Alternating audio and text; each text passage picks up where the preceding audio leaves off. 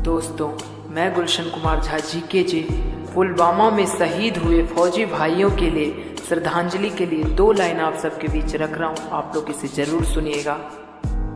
आसमान भी रोया था, धरती भी थर्राई थी, किसी को भी ना मालूम था यारो किस घड़ी मौत ये आई थी। माँ का एक तक चेहरा था, आंखों में बहते आंसू थे, पुत्र थे उनके शहीद हुए जो मातृभूमि के नाते थे।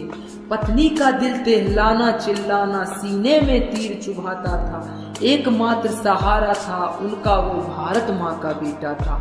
गर्व है इन परिवारों को अपनी उन संतानों पर, मातृभूमि के लिए समर्पित हुए वीर बलिदानों पर। नेताओं क्यों चुप बैठे हो, बदला लो गद्दारों से, अगर खून में गर्मी बाकी है तो सर उड़ा दो तुम तलवारों से।